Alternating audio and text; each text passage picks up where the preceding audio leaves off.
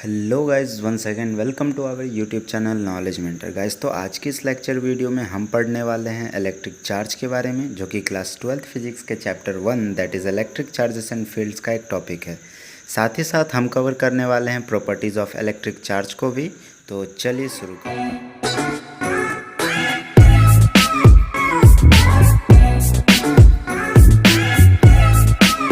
तो ये वीडियो इस चैप्टर सीरीज़ की सेकंड वीडियो है। So for better understanding experience make sure you watch the previous videos, the link is in the description below.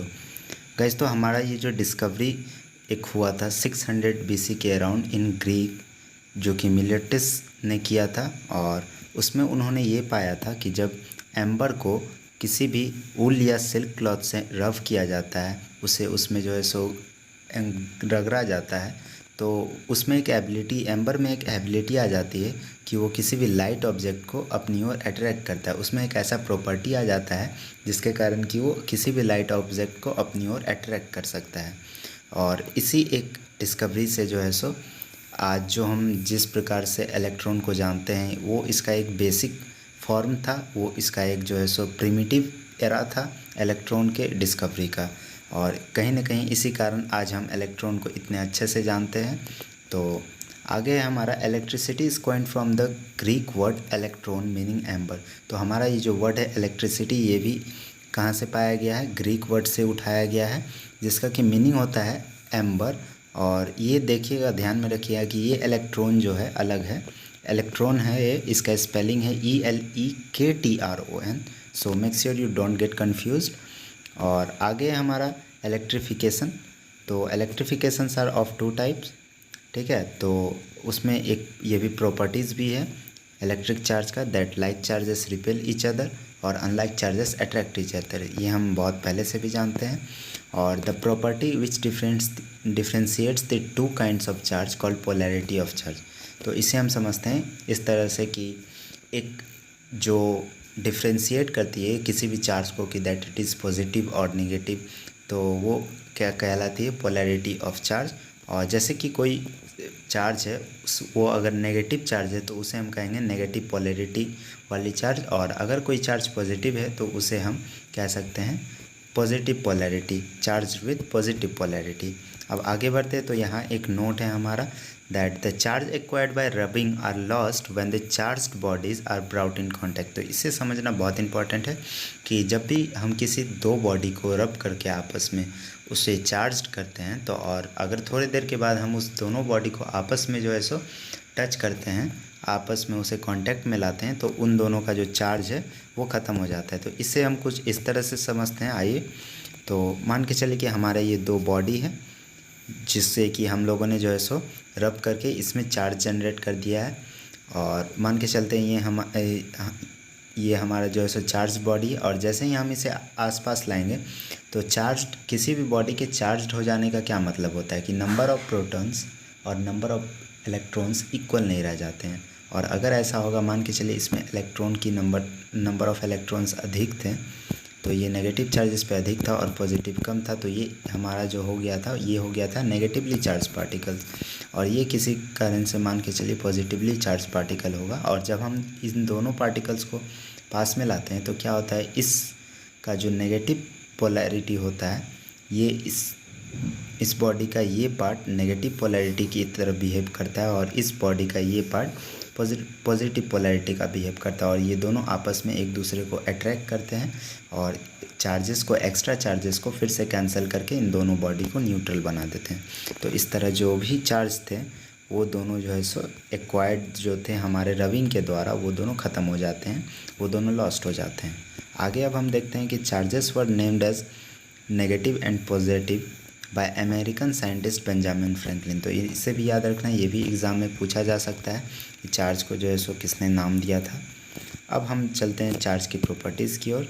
तो पहला property, if the charges of the bodies, ये property नहीं है actually, ये एक statement है कि जो है सो किसी भी जो बॉडी है और उस पर जो चार्ज है, अगर वो बहुत छोटा है as compare to the distance between them, then they are termed as point charge.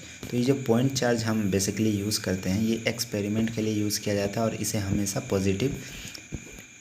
Positive इसे हमेशा जो है सो माना जाता है, इसे हमेशा पॉजिटिव कंसिडर किया जाता है, तो इसे ध्यान रखेंगे। और आगे अब हमारा है charge has magnitude but no direction. तो चार्ज जो होता है उसमें एक मैग्नीट्यूड होता है 6 कूलम 10 कूलम, और बट उसका डायरेक्शन कोई नहीं होता है। ऐसा आपने कभी नहीं सुना होगा, वो एक रैंडम डायरेक्शन होता है। ऐसा नहीं होता है कि एक्स एक्सिस के अलोंग या फिर वाई एक्सिस के अलोंग, तो उसका जो डायरेक्शन होता है वो रैंडम होता है। अब आगे हमारा mass of a body is always positive where as the charge can either be positive और नेगेटिव। तो हमारा ये जो अब चार्ज है इसे मास से कंपेयर किया गया है कि तो मास का जो बॉडी होता है, किसी भी बॉडी का जो मास होता है वो हमेशा पॉजिटिव होता है, और जबकि जो चार्ज है उसका मैग्नीट्यूड नेगेटिव भी हो सकता है, उसका वो जो चार्ज होता है वो पॉजिटिव भी हो सकता है और नेगेटिव भी हो सकता है। आगे अब दिया गया है कि व्हेन वी रब to bodies what one body gains in charge the other body loses. तो इसे हम इस तरह से समझते हैं कि जब भी किसी दो बॉडी को हम आपस में रब करते हैं तो क्या होता है कि अगर कोई बॉडी इलेक्ट्रॉन लूज़ करती है तो जो सेकंड बॉडी है जिससे उस बॉडी को रब किया जा रहा है फर्स्ट बॉडी को, तो वो दोनों के दोनों जो है सो सेम मैग्नीट्यूड के चार्ज को लूज़ या गेन करते हैं। जैसे कि ये दो बॉडीज़ है और इन्हें आपस में रब किया गया, तो क्या होता है कि अगर ये एक इलेक्ट्रॉन लूज़ करता है तो ये क्या होगा कि एक इलेक्ट्रॉन गेन करेगा। ओके, और इस तरह से जो है सो इन दोनों का एक्सचेंज होता है चार्ज का। The total charge of an isolated system is always conserve. तो ये कह रहा है कि चार्ज जो है सो लॉ ऑफ कंजर्वेशन को फॉलो करता है, और जो टोटल चार्ज होता है किसी भी सिस्टम का वो कंजर्व्ड होता है। Charge neither be created nor be destroyed, ये तो हम पढ़ते ही आ रहे हैं और जानते हैं। अब है आगे हमारा क्वांटाइजेशन ऑफ चार्ज। तो ये क्वांटाइजेशन ऑफ चार्ज क्या होता है, तो चलिए इसे समझते हैं। All the free charges are the integral multiple of a basic unit of charge that is electron. तो क्या होता है कि कोई भी, अब इसे समझिएगा थोड़ा ध्यान से, ये बहुत ही इंपॉर्टेंट टॉपिक है, अक्सर ये पूछा जाता है। तो अब है कि कोई भी जो चार्ज, ये जो एक चार्ज होता है, हम कहते हैं कि ये चार्ज है, तो वो ऐसे ही किसी भी नंबर में नहीं पाया जाता है, वो एक इंटीग्रल मल्टीपल में पाया जाता है। तो और वो किसके मल्टीपल में पाया जाता है, तो वो इलेक्ट्रॉन पे जितना चार्ज होता है उतने चार्ज के मल्टीपल में पाया जाता है, यानी कि 1.6 इंटू 10⁻⁻19 कूलम के मल्टीपल में पाया जाता है। लिखा नहीं रहा है एक्चुअली, तो 1.6 इंटू 10⁻⁻19 के कूलम 19 के इंटीग्रल मल्टीपल में वो पाया जाता है चार्ज। और इसे हम लिखते हैं Q is equals to N E, where जो Q है ये चार्ज है और n वो इंटीग्रल मल्टीपल होता है, और E जो है सो चार्ज ऑन वन इलेक्ट्रॉन। तो इस फॉर्मूले से हम किसी भी बॉडी में कितना इलेक्ट्रॉन है निकाल सकते हैं अगर उसका चार्ज दिया गया है। तो हम क्या करेंगे, सिंपली उस चार्ज को चार्ज ऑन इलेक्ट्रॉन से डिवाइड कर देंगे, तो हम जो है सो नंबर ऑफ़ इलेक्ट्रॉन निकाल सकते हैं। तो यही था हमारा क्वांटाइजेशन ऑफ चार्ज। इसे एक बार फिर से देख लेते हैं कि all the charges are integral multiple of a basic unit of charge. तो किसी भी बेसिक यूनिट का, और वो बेसिक यूनिट क्या है, इलेक्ट्रॉन है।